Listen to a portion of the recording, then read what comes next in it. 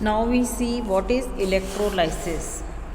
Electrolysis is the process by which we can break or split the components of a compound by passing electric current, कि हम किसी भी compound को उसके constituting element में split कर सकते हैं इलेक्ट्रिसिटी को पास करके, तो उसको हम कहते हैं इलेक्ट्रोलाइसिस। जैसे वाटर है, वाटर को हम और किसी भी प्रोसेस से, फिज़िकल मेथड से हाइड्रोजन और ऑक्सीजन जो कि उसके कॉन्स्टिट्यूटिंग एलिमेंट्स हैं उसमें अलग नहीं कर सकते हैं। केवल इलेक्ट्रोलाइसिस के प्रोसेस से, मतलब कि इलेक्ट्रिसिटी पास करके ही हम उसको हाइड्रोजन और ऑक्सीजन में अलग अलग स्प्लिट कर सकते हैं। तो इलेक्ट्रोलाइसिस प्रोसेस में कोई भी कंपाउंड के जो कंपोनेंट हैं उसको हम स्प्लिट कर सकते हैं इलेक्ट्रिसिटी को पास करके। अब आता है कि व्हाट आर इलेक्ट्रोड्स। तो इलेक्ट्रोड्स क्या हैं कि जो कंडक्टर ऑफ इलेक्ट्रिसिटी हैं, जो कि इलेक्ट्रिक करंट कैरी करते हैं।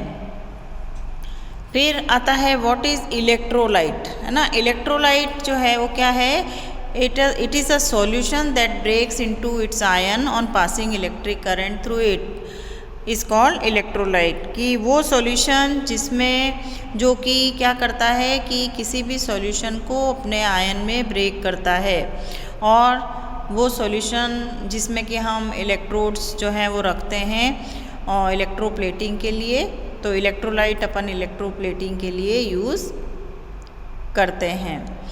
What is anode and cathode. The positively charge electrode जो होता है वो एनोड कहलाता है, और जो नेगेटिवली चार्ज इलेक्ट्रोड है वो कहलाता है कैथोड। और जो एन आयन है वो नेगेटिवली चार्ज आयन है वो एन आयन कहलाते हैं, और जो पॉजिटिवली चार्ज आयन है वो कैटायन कहलाते हैं। Now what are the effect of an electric current. अब इलेक्ट्रिक करंट के जो है कई इफ़ेक्ट्स होते हैं। जैसे first effect is heating effect of electric current. तो electric current causes the heating effect of electric equipment like the bulb, filament of the bulb gets heated up due to electric current and therefore it glows. ठीक है ना, कि bulb जो जलता है वो heating effect के कारण जलता है कि उसके फिलामेंट जो है वो गर्म हो जाते हैं, और गर्म होने के बाद में वो हाई टेम्परेचर में होने से ग्लो करने लगते हैं। इसी तरह से और भी कई ऐसे हमारे घरों में इलेक्ट्रिकल अप्लायंस होते हैं, जैसे कि हीटर है, गीज़र है, इमर्शन रॉड है। ये सब इलेक्ट्रिसिटी के हीटिंग इफ़ेक्ट से काम करते हैं। फिर सेकंड इफ़ेक्ट आता है मैकेनिकल इफ़ेक्ट। मैकेनिकल इफ़ेक्ट में क्या होता है कि जो इलेक्ट्रिक करंट है वो किसी भी इलेक्ट्रिकल अप्लायंस को चलाता है और उसमें मैकेनिकल एनर्जी जनरेट करता है, और इस तरह से फ़ैन हैं, मोटर्स जो हैं, they work due to the heating mechanical effect of electric current. फिर आता है मैग्नेटिक इफ़ेक्ट। ठीक है, an electric current can give rise to magnetic field of a substance. कि कोई भी जो इलेक्ट्रिक करंट अपन किसी भी सब्सटेंस में से पास करते हैं तो उसके चारों तरफ वो मैग्नेटिक फील्ड बना लेता है। और जैसे कि अपन कोई भी एक नेल है उसके ऊपर अपन वायर रैप करते हैं और उसमें से इलेक्ट्रिसिटी पास करते हैं, तो वो नेल जो है वो एक तरह से टेम्परेरी मैग्नेट बन जाता है, क्योंकि उसके चारों तरफ मैग्नेटिक फील्ड बन जाता है, और it can attract the another piece of iron और मैग्नेटिक मटेरियल। फिर आता है chemical effect of electric current. ठीक है, जो हमारा मेन चैप्टर है कि electric current can lead to the production of chemical energy और केमिकल रिएक्शन। कि जब अपन किसी भी लिक्विड में से या किसी भी सब्सटेंस में से इलेक्ट्रिसिटी पास करते हैं तो उसमें केमिकल रिएक्शन होती है, और केमिकल रिएक्शन होने से उसके कई इफ़ेक्ट्स हो सकते हैं। We know that when the electric current is passes through solution it ionizes and breaks down into ions. This is because of chemical reaction that takes place when electric current passes through a solution। कि जब कभी भी अपन एक solution में से electric current pass करते हैं तो वो आयोनाइज्ड हो जाता है और उसमें से जो है कैटायन एनायन नेगेटिव और पॉजिटिव आयंस बनते हैं। और ये जो हैं आयंस किसके कारण बनते हैं? Depending on the nature of the solution and electrodes use the following effects can be observe in the solution. कि अपन सॉल्यूशन में क्या क्या इफ़ेक्ट देख सकते हैं कि एक तो है metals deposit on the electrodes, है ना, कि अपन कोई भी दो इलेक्ट्रोड लगाएं तो जैसे कॉपर है, ब्रास है, तो अपन जो भी डिज़ायर्ड मेटल चाहते हैं उस पर अपन उसकी इलेक्ट्रोप्लेटिंग उससे कर सकते हैं। Can change in colour of the solution, ठीक है। Change in colour of the solution में आपके इसमें एक्टिविटी है 14.6 कि जो टेस्टर हमने बनाया मैच बॉक्स से उसको उसके फ्री एंड्स जो हैं उसको अपन ने क्या किया कि एक हाफ कटेड पोटैटो के अंदर इंसर्ट कर दिए और फिर इलेक्ट्रिसिटी को पास होने देते हैं। तो कुछ देर बाद हम क्या देखते हैं कि जो पॉजिटिव टर्मिनल पे जो वायर जुड़ा हुआ है उसके चारों तरफ एक ग्रीन स्पॉट दिखाई देता है। तो इस तरह से जो आपके इसमें बुक में कैरेक्टर है बूजो, उसने क्या फाइंड किया कि जब कभी भी अपने को पॉजिटिव टर्मिनल का पता लगाना है कि बैटरी का पॉजिटिव टर्मिनल कौन सा है, तो जिस पे ग्रीनिश कलर आ जाता है इलेक्ट्रिसिटी पास करने से वो उसका पॉजिटिव टर्मिनल है, और अदर एंड जिसमें कोई कलर नहीं होता है वो नेगेटिव टर्मिनल होता है।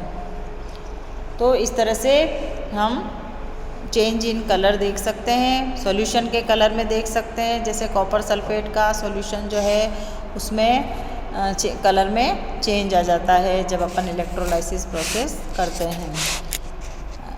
फिर release of the gas and production of bubbles in the solution, कि अपन जब कभी भी कोई इलेक्ट्रोड्स लगाते हैं, जैसे कार्बन रॉड के इलेक्ट्रोड्स लगाते हैं और इलेक्ट्रिसिटी को पास करते हैं, तो उनके जो इलेक्ट्रोड्स के पास में अपने को सॉल्यूशन में जो है गैस के बबल्स दिखाई देते हैं। अब आता है applications of chemical effect of electric current, कि ये जो इलेक्ट्रिक करंट है, chemical effect of electric current है, इसको हम अपनी डेली लाइफ में अप्लाई करते हैं। फिर आता है जैसे कि फर्स्ट सबसे पहले अपन कहाँ, electroplating is the process in which layer of metal is deposited on another material with the help of electricity. Electroplating क्या है? जिसमें कि अपन एक डिज़ायर्ड मेटल की लेयर, जो भी अपन चाहते हैं उसकी लेयर दूसरे मटेरियल पे डिपॉजिट कर सकते हैं by the help of electricity. फिर electroplating is used in industries, many industries for depositing a layer of metal with desired characteristic on another metal। बहुत सारी इंडस्ट्रीज़ में हम इसको यूज़ करते हैं। Different metals used for electroplating are nickel, copper, gold, silver, tin, brass, zinc, chromium and platinum. ये बहुत सारे मेटल्स हैं जिससे हम इलेक्ट्रोप्लेटिंग कर सकते हैं। अब कि कैसे करते हैं इलेक्ट्रोप्लेटिंग का प्रोसेस कैसे होता है? So in order to conduct electroplating, right electrodes and electrolyte must be chosen so that the metals can deposit over a material. ठीक है, कि अपने को राइट काइंड के इलेक्ट्रोड्स और इलेक्ट्रोलाइट्स यूज़ करने हैं ताकि जो है वो मेटल मटेरियल दूसरे मटेरियल पे डिपॉजिट हो जाए। जैसे कि अपन एग्जांपल लेते हैं कि if we want to deposit copper on a material we need an electrolyte that contain copper in it, कि अगर अपन किसी भी मटेरियल पे कॉपर को डिपॉजिट करना चाहते हैं तो हमको एक ऐसा इलेक्ट्रोलाइट लेना है जिसमें कॉपर हो। Similarly if we need gold on a material we need an electrolyte that contain gold in it, और अपन गोल्ड की प्लेटिंग करना चाहते हैं तो ऐसा इलेक्ट्रोलाइट लेना है जिसमें कि गोल्ड हो।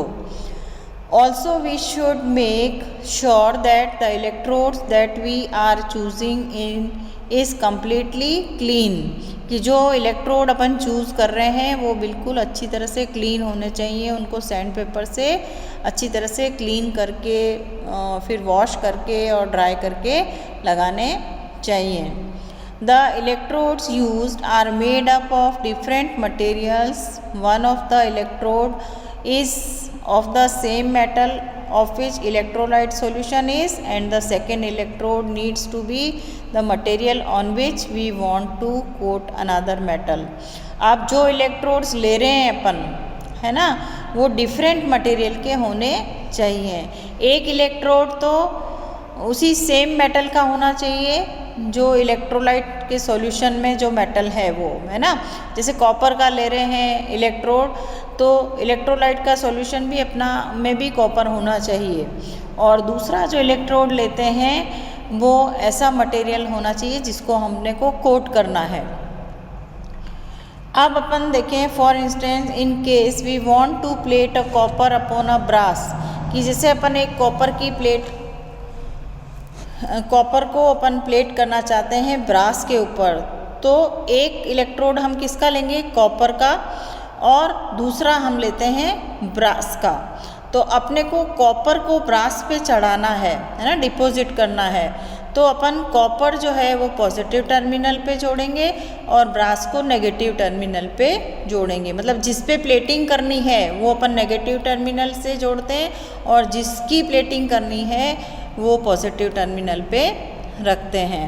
So the electrolyte solution should be any salt which contains copper in it, for example copper sulphate. तो यहाँ पे अपन डायग्राम में देखो कि अपन ने क्या लिया, सॉल्यूशन कॉपर सल्फेट का लिया, पॉजिटिव टर्मिनल पे कॉपर का इलेक्ट्रोड लगाया, नेगेटिव टर्मिनल पे ब्रास का इलेक्ट्रोड लगाया, तो और फिर उसको अपन ने वायर से बैटरी से जोड़ दिया। Consider the diagram given below that describe the process of, ये जो डायग्राम है ये इलेक्ट्रोप्लेटिंग का प्रोसेस बता रहा है। अब इसमें क्या करते हैं, out of these two electrodes the copper electrodes act as a positive electrode, ठीक है ना, कॉपर का पॉजिटिव इलेक्ट्रोड रहेगा, और जो ब्रास है वो नेगेटिव इलेक्ट्रोड रहता है, इसको नेगेटिव टर्मिनल से जोड़ा जाएगा।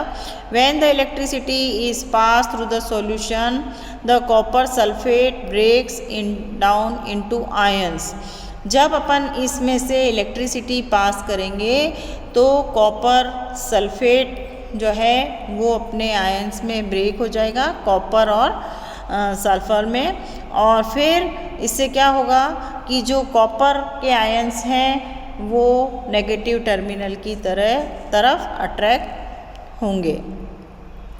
सो व्हेन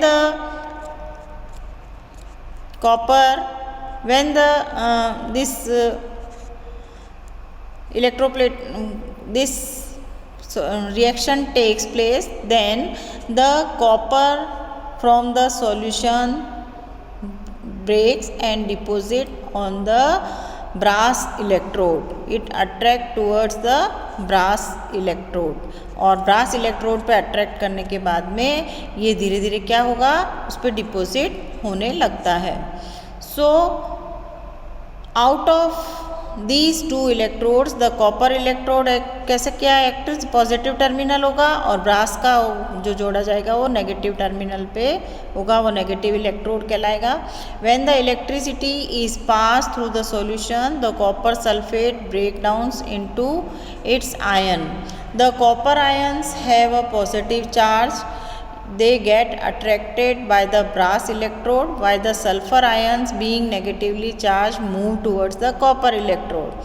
तो जो कॉपर आयंस हैं वो पॉजिटिवली चार्ज हैं, तो वो कहाँ पे अट्रैक्ट होंगे, ब्रास वाले इलेक्ट्रोड की तरफ अट्रैक्ट होंगे, और जो नेगेटिवली चार्ज सल्फर के आयंस हैं वो जो है वो कॉपर इलेक्ट्रोड की तरफ, पॉजिटिव इलेक्ट्रोड की तरफ मूव कर जाएंगे।